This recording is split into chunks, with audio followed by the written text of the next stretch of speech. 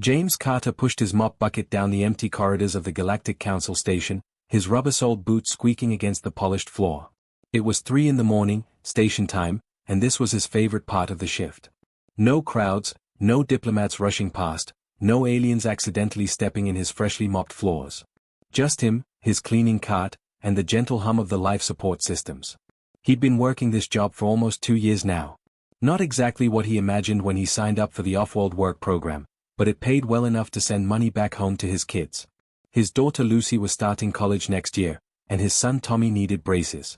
The janitor gig on a fancy space station wasn't glamorous, but it kept the bills paid. James had learned to navigate the station's complex layout by heart. He knew which wings belonged to which species, which corridors got the most foot traffic, and which bathrooms needed extra attention after the Venturi delegation had their weekly meetings. Those guys could make a mess. Tonight felt different though. As he approached the eastern wing where the Krell delegation stayed, he heard something that made him stop dead in his tracks. A high-pitched wailing sound echoed through the corridor, bouncing off the metal walls. It wasn't the usual alien noises he'd grown accustomed to. This was something raw, something desperate. The Krell were reptilian creatures, tall and imposing, with scales that shimmered in different colors depending on their mood. James had seen them around the station plenty of times. They always walked with purpose, their faces unreadable, their voices calm and measured. They were warriors and diplomats, known throughout the galaxy for their military strength and their complete emotional control. Hearing any kind of distressed sound from their quarters was bizarre. James tried his communicator, calling station security like he was supposed to. The response crackled back immediately. There was a docking emergency 3 sectors away. Some cargo ship had malfunctioned, and the entire skeleton crew was dealing with it. They'd get to him when they could, but it might be a while. The wailing continued, getting more frantic. James stood there in the hallway, his mop dripping water onto the floor, and debated what to do. Protocol said he should wait for security. Protocol said he shouldn't enter any delegation quarters without authorization. Protocol said a lot of things. But James was a father. And that sound, regardless of what species was making it, was the sound of children in distress. He abandoned his mop bucket and followed the noise. The door to the Krell nursery was partially open, which was odd. The Krell were meticulous about security. As James got closer, he could see through the gap. The room inside was dimmed for sleep cycle, but emergency lights gave off a soft blue glow. 3 small creatures huddled in the corner of the room, each about the size of a human toddler. They were clearly young Krell, their scales not yet fully developed, showing patterns of bright red and orange that James's datapad later told him meant extreme stress.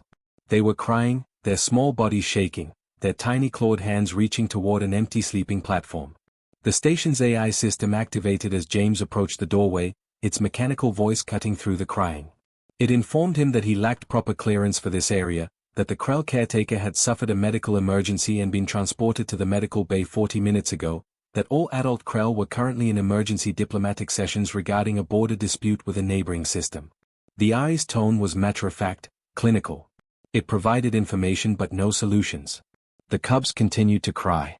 James looked down at his cleaning uniform, then back at the cubs. This was absolutely not in his job description. He could lose his position for this. He could cause a diplomatic incident. The Krell took their protocols very seriously. But those were children. Scared, alone children.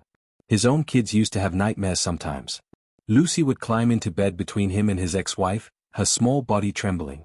Tommy would call out in the dark, needing reassurance that everything was okay. James knew that sound, that particular quality of fear that children had when they felt abandoned. He stepped through the doorway. The station AI protested immediately, listing all the regulations he was violating. James ignored it. He'd deal with the consequences later. Right now, 3 terrified kids needed help, and he was the only person available. The cubs noticed him immediately and pressed themselves harder into the corner, their scales flashing with alarm patterns. To them, he was probably some kind of monster. A strange alien creature, twice their size, entering their space when they were already scared. But James had experience with frightened children. He knew the first rule was to make yourself less threatening. He sat down on the floor slowly, several feet away from them, and just stayed there. He didn't try to grab them or approach. He just sat, making himself smaller, less scary. And then he started to talk, his voice low and soft, the same tone he'd used 1,000 times when his own kids were upset. The cubs stared at James with wide, luminescent eyes that reflected the emergency lighting. Their translator chips, small devices attached near their acelets, started spitting out warnings in mechanical voices. Words like unknown predator species and potential danger filled the air. But James noticed something interesting.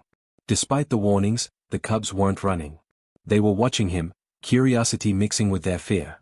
James kept talking, not really saying anything important. He told them about his day, about the mess someone made in Corridor 9, about how he'd seen a beautiful nebula through the observation deck earlier. His voice was steady, rhythmic, almost musical. He'd learned this trick with his own kids. Sometimes the words didn't matter. It was the tone, the consistency, the simple presence of another living being that helped. The smallest cub, her scales a lighter shade than her siblings, tilted her head slightly. James took that as progress. He looked around the room, his janitor instincts kicking in. Something felt off about the environment. The temperature controls showed it was set to standard Krell adult comfort levels, around 62 degrees Fahrenheit. But the cubs were huddled together, and James could see their scales doing this weird shimmer thing. He'd seen enough nature documentaries to recognize cold-blooded creatures trying to stay warm. Using his maintenance override codes, something he technically wasn't supposed to use outside of cleaning emergencies, James accessed the environmental controls. He slowly raised the temperature to 78 degrees. Within minutes, the cubs' shimmering stopped. Their scales started to settle into more stable patterns, less of that stressed-out red color.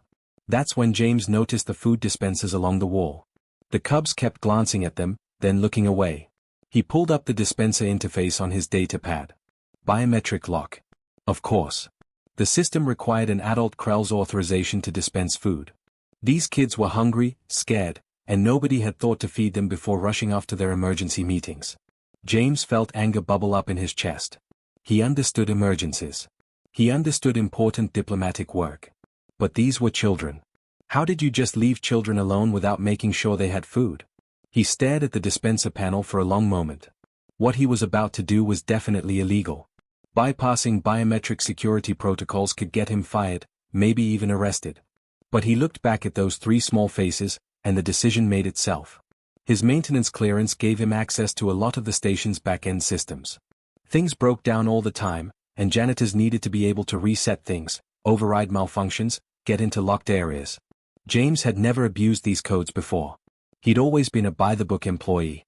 He pulled up the override sequence and started typing. The dispenser beeped in protest, flashed red twice, then finally turned green. A portion of nutrient paste, specifically formulated for young Krell, dropped into the serving tray.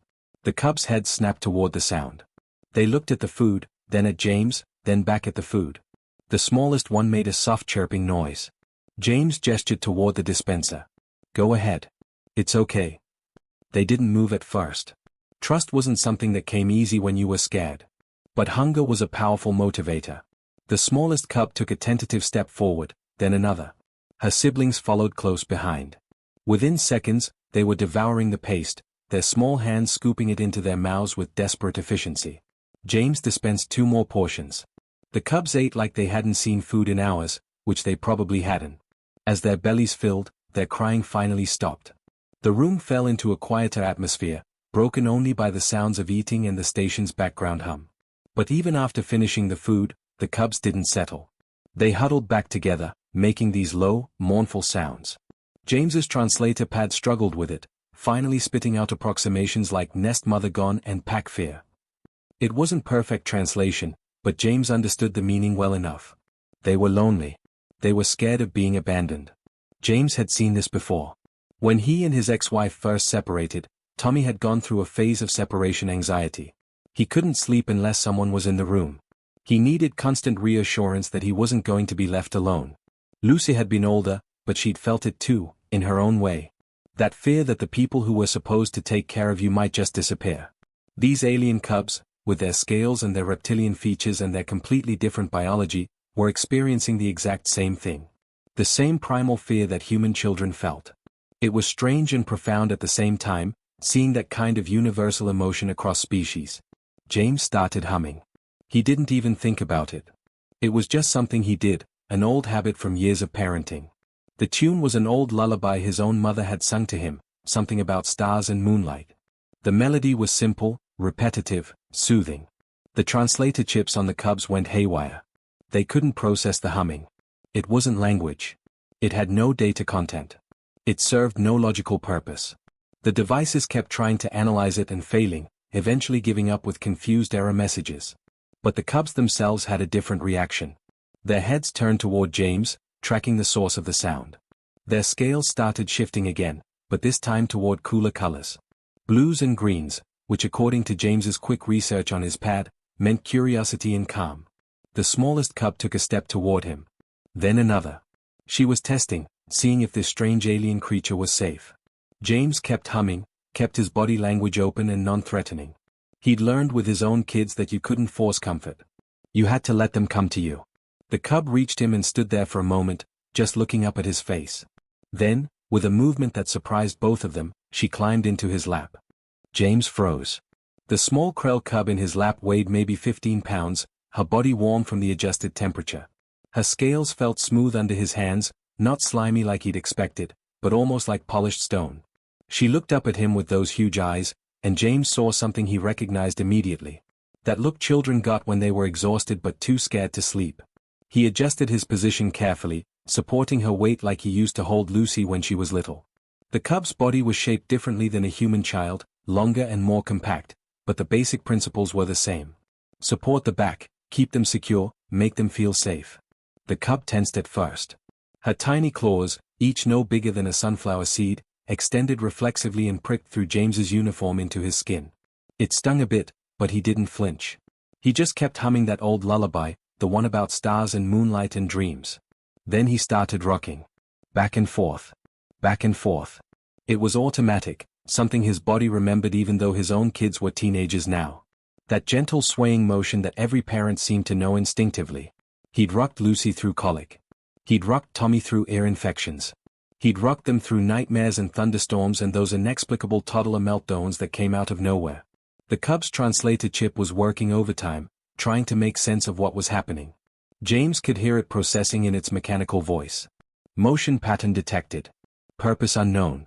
Analyzing. Threat assessment inconclusive. Vocal pattern non-linguistic.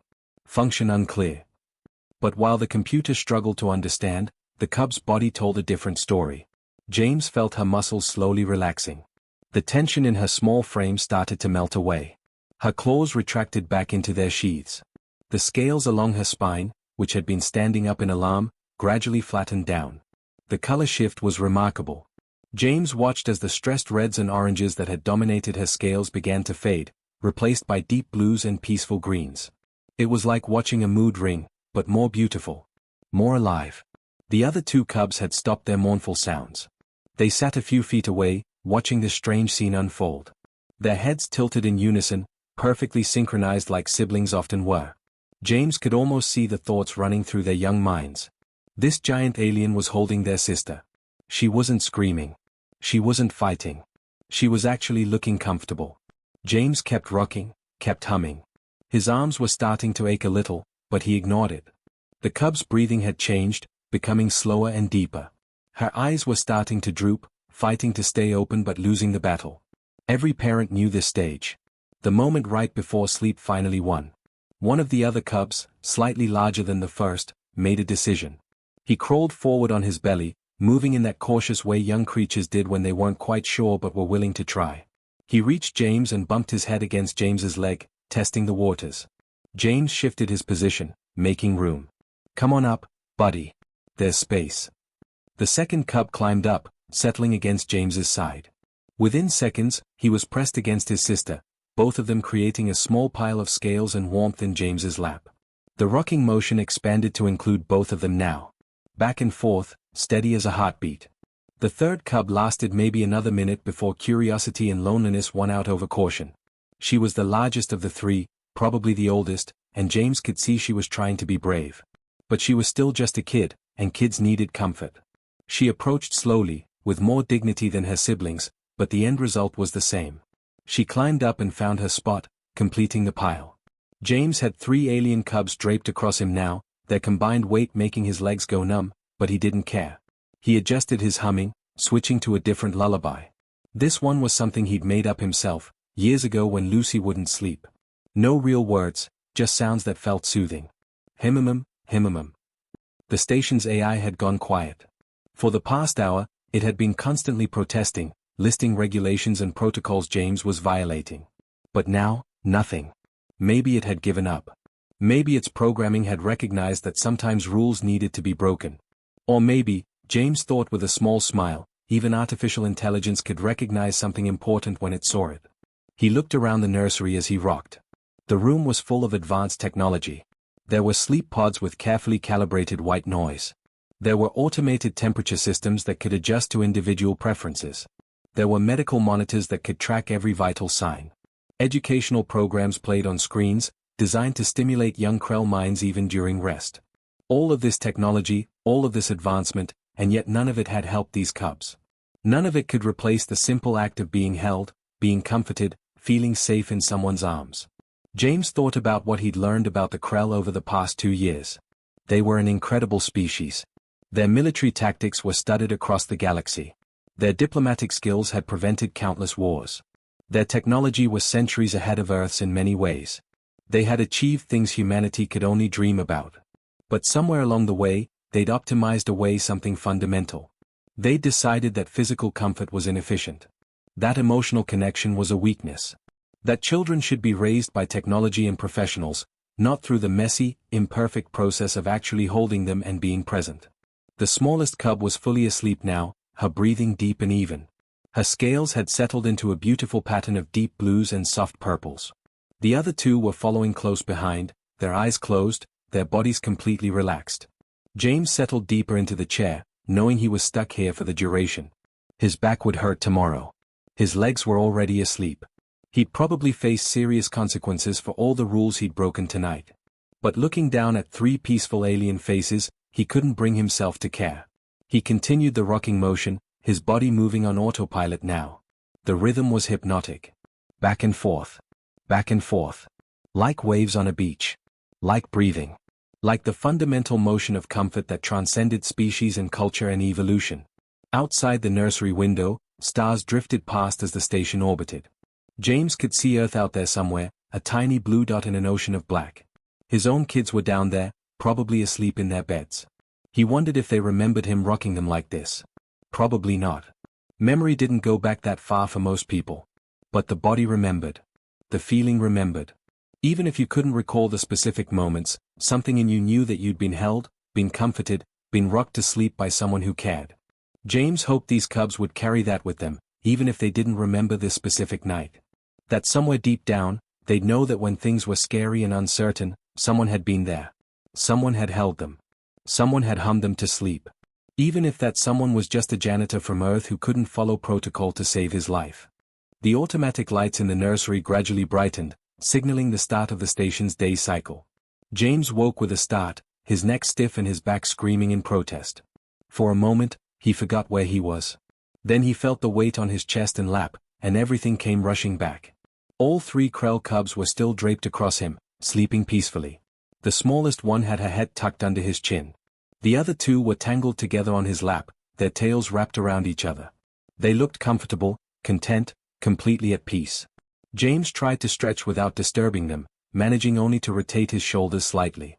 His left foot had gone completely numb hours ago. His right arm tingled with pins and needles. He desperately needed to use the bathroom. But the cubs were sleeping so soundly that he couldn't bring himself to move. That's when he heard the commotion in the hallway. Multiple footsteps, rapid and heavy, accompanied by sharp voices speaking in the Krell language. James's translator picked up fragments. Emergency resolved. Border agreement reached. Need to check the hatchlings immediately. The door burst open with enough force to make James jump. 6 adult Krell flooded into the nursery, their scales flashing various shades of alarm and concern. Leading them was the largest Krell James had ever seen, easily 7 feet tall, with deep green scales marked with gold patterns that indicated high military rank. This had to be Commander Drake, the delegation leader. The entire group froze the moment they saw the scene before them. James sat there in the chair, disheveled in his janitor uniform, with 3 Krell cubs sleeping peacefully on and around him. He probably looked ridiculous. He definitely looked guilty. For a long moment, nobody moved.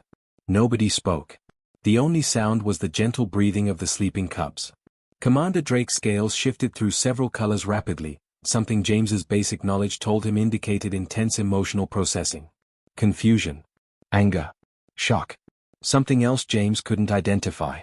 One of the other Krell, a female with medical insignia on her equipment belt, started forward with her scanning device raised. But Drake held up a hand, stopping her. The smallest cub, disturbed by the sudden noise and light, stirred against James's chest. She opened her eyes, saw her father standing in the doorway, and made a soft chirping sound. James expected her to scramble toward Drake, relieved to see a familiar face. Instead, she burrowed deeper against James's chest and made a sound the translator interpreted as warm-voiced nest father. She wrapped her small arms tighter around his torso, clearly not ready to leave her comfortable spot. Drake's scales flashed bright orange. James wasn't sure if that was good or bad. The sound of running boots announced more arrivals. 3 station security officers appeared in the doorway, hands on their weapon belts. Behind them came a harried-looking station administrator, a multi-limbed being from a species James didn't recognize. "There he is," the administrator said, pointing at James with one of his many appendages. "Unauthorized entry, bypassing security protocols, tampering with biometric systems, potential kidnapping charges. Commander Drake, I apologize profusely for this incident. We'll have him removed and detained immediately." The security officers moved forward, but Drake's voice cut through the room like a blade. "Stop." Everyone froze again. Drake's authority was absolute, and nobody questioned it. The commander approached slowly, his large frame moving with careful precision. He stopped a few feet from James's chair, looking down at the scene. His daughter was still clinging to the human, unwilling to let go. Her brothers were starting to wake now too, disturbed by all the commotion. "Explain," Drake said simply, his eyes fixed on James. James cleared his throat.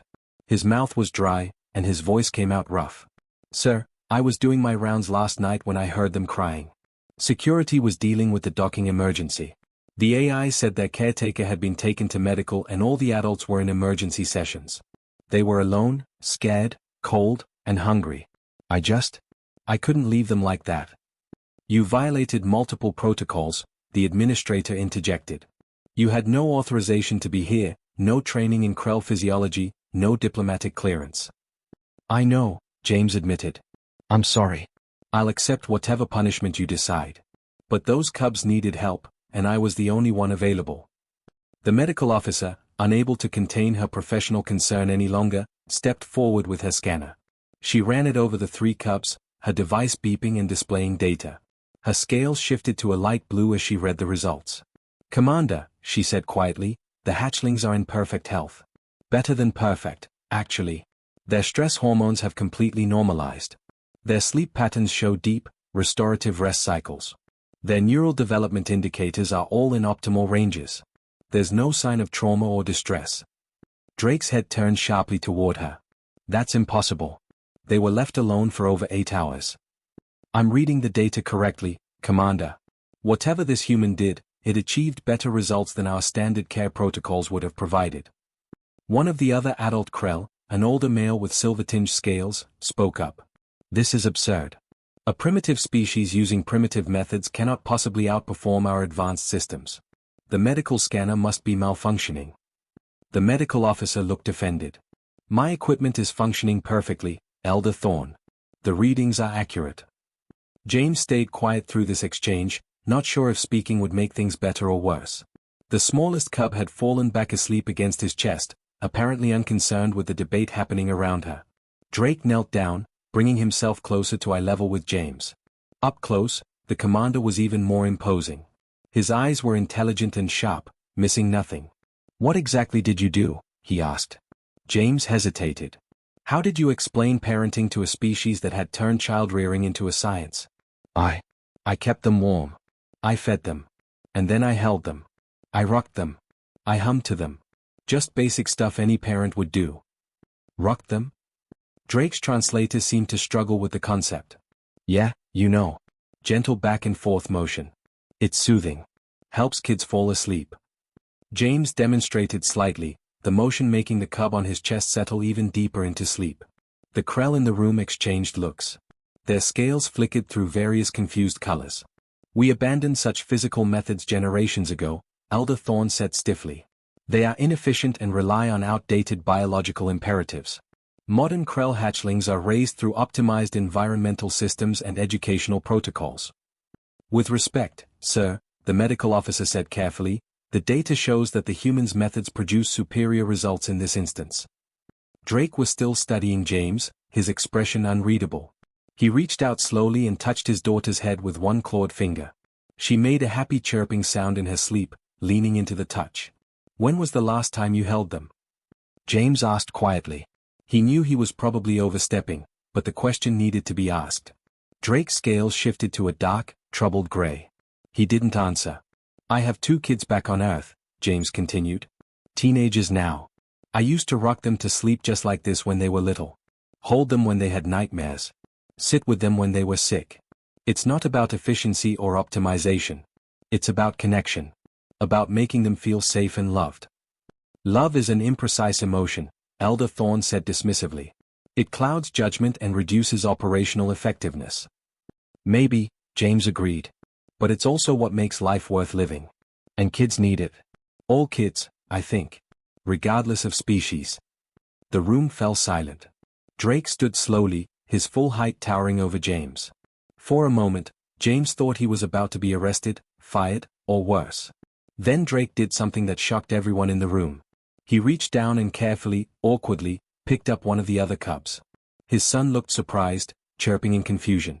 Drake held the cub against his chest, trying to mimic the position James had used. The cub's scales immediately shifted to happier colors. The news spread through the station faster than James could have imagined. By the time his shift was supposed to end, his communicator was flooded with messages. Species he'd never even spoken to were requesting to meet with him. Delegation leaders wanted consultations. The station's gossip network, which apparently existed even in space, had turned him into an overnight phenomenon. James tried to go about his normal routine. He still had floors to mop and trash to collect. But everywhere he went, aliens stopped him with questions. A Viridian mother asked why her adolescent son wouldn't talk to her anymore. A Plixan father wondered why his daughter seemed so distant despite having every educational advantage. A Terranian couple couldn't understand why their children showed no interest in the family's traditional crafts. The questions kept coming, and James realized something profound. These weren't primitive species asking for help. These were advanced civilizations, some of them thousands of years older than humanity. They had mastered faster than light travel. They had cured diseases humans were still struggling with. They had built megastructures that Earth's engineers couldn't even comprehend. But they'd forgotten how to simply be with their children. James found himself in the station's community center 3 days later, sitting in front of an audience of about 40 aliens from a dozen different species. He tried to decline the invitation, insisting he was just a janitor with some parenting experience. But Commander Drake had personally requested his presence, and you didn't say no to a Krell commander. "I'm not an expert," James started, feeling incredibly out of place. "I'm just a guy who raised 2 kids. I made plenty of mistakes. Burned dinners, forgot school events, lost my temper when I shouldn't have. But I learned some things along the way." A Zenthari in the front row leaned forward, her crystalline structure refracting the light into rainbow patterns. "Our adolescents have become increasingly rebellious. They reject our guidance, our wisdom.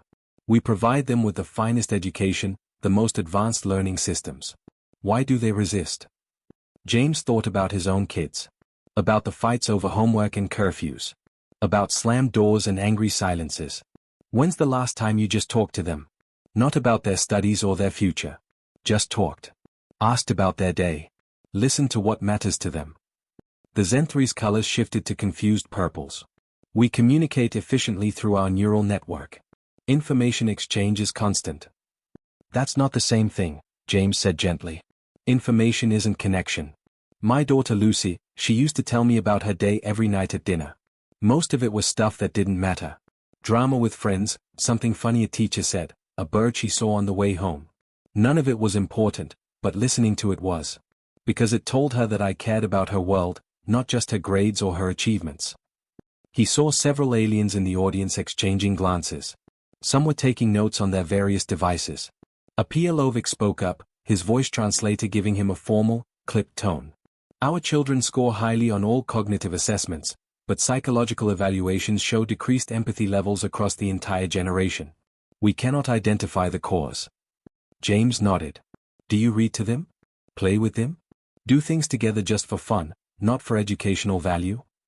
"Stories are delivered through optimal learning programs," the Pialovic explained. Play is structured for maximum developmental benefit. Recreation is scheduled and supervised. Right, but that's not really playing, James said. Playing is messy. It's pretending to be pirates or building blanket forts or making up games that don't make sense to anyone else. It's doing silly voices when you read bedtime stories. It's teaching them to throw a ball and not getting frustrated when they can't catch it for the first 100 tries. He paused, remembering afternoons in his backyard with Tommy, teaching him to ride a bike. The scraped knees, the tears, the triumphs. Kids learn empathy by experiencing it. By having parents who are patient with them when they fail. Who comfort them when they are hurt. Who show them that emotions aren't weaknesses to be eliminated, but part of being alive. The audience was silent, processing this. James could see their various biological indicators showing confusion, contemplation, and something that might have been recognition. Commander Drake stood from where he'd been observing in the back. "The human speaks truth," he said, his voice carrying authority. "I have been attempting his methods with my own hatchlings for 3 days now. The results are remarkable." Every head turned toward the commander. "I hold them each evening now. I speak with them, not at them. Last night, my youngest daughter told me about a game she enjoys with her clutchmates. It took 17 minutes. By Krell efficiency standards, it was a waste of time." Drake's scales shifted to warm golds. "It was the best 17 minutes I have spent in years. I learned more about my daughter than I had in the entire previous year." An older Krell, Elder Thorn, stood up with obvious reluctance. "Commander, with respect, you are suggesting we abandon centuries of progress. Our methods have produced strong warriors, brilliant scientists, capable leaders." "Yes," Drake agreed. "And lonely children who grow into adults who cannot connect. Who raise their own hatchlings the same way, perpetuating the cycle. I became a commander because my training was rigorous and optimal. But I cannot remember a single time my father held me. I do not know if he was proud of me. I never heard him say it." The room was completely silent now. Drake continued, his voice softer. "This human, this janitor we almost arrested, showed me something I had lost. My daughter calls him warm voice nest father. She has never called me that. She respects me. Perhaps fears me slightly. But the word she used for him implies safety. Comfort. Love." James felt his throat tighten. He hadn't realized the impact of that one night. Over the following weeks, something shifted on the station. James started seeing small changes. Krell parents in the corridors, holding their cubs' hands instead of walking ahead. Zenthari families eating meals together in the cafeteria, actually talking instead of silently communing through their neural links. Pialovic children playing in the recreation areas with their parents, the games unstructured and chaotic and joyful. The Galactic Council took official notice. A delegation came to observe what they were calling the human parenting phenomenon. They offered James a position with a fancy title and a salary that made his head spin. Cultural wellness consultant, they called it. James negotiated one condition. He wanted to keep his janitorial duties. The council members were baffled. Why would he want to continue such menial work when he could have an office and staff? James tried to explain. There was something honest about cleaning. Something grounding. You saw the real station when you mopped floors at 3 in the morning. You noticed things. Plus, some of his best thinking happened while pushing a mop. They agreed, probably thinking humans were just eccentric. James called his kids that night, using the station's communication system. Lucy answered, her face appearing on the screen looking older than he remembered. When had she grown up so much? "Hey Dad. Everything okay?" "Yeah, everything's fine. I just wanted to talk. Tell me about your day." Lucy launched into a story about her college orientation, about her new roommate who was from California and talked too fast, about how the campus was bigger than she expected and she got lost trying to find the library. Normal stuff. Everyday stuff. Important stuff. Tommy jumped into frame halfway through, demanding to know when James was coming home for a visit. James promised soon, and they talked about nothing and everything for almost an hour. After he hung up, James sat in his small quarters and thought about the strange turn his life had taken. He'd come to this station to make money, to do an honest job, to support his family from a distance. He'd never imagined he'd end up teaching advanced alien civilizations how to hug their kids. But maybe that was humanity's real contribution to the galaxy. Not weapons or technology or scientific breakthroughs. Just the simple, ancient knowledge that children needed to be held. That families needed to spend time together. That efficiency wasn't everything, and sometimes the most important things in life were also the least productive. James picked up his communicator and composed a message to the station administrator. He needed cleaning supplies restocked in Sector 7. Some species from the Andromeda delegation had moved in, and they produced a surprising amount of dust. He smiled as he sent it. Cultural wellness consultant he might be, but he was still a janitor at heart. And there was honest work to be done. Outside his window, stars drifted past, and somewhere on one of those distant points of light, his kids were going about their lives. He'd call them again tomorrow. Not because anything was wrong or because they needed anything. Just to talk. Just to connect. Just to remind them that across all those light years, someone was thinking of them. Someone cared. Someone loved them. It was the most human thing he could do. And apparently, the most important.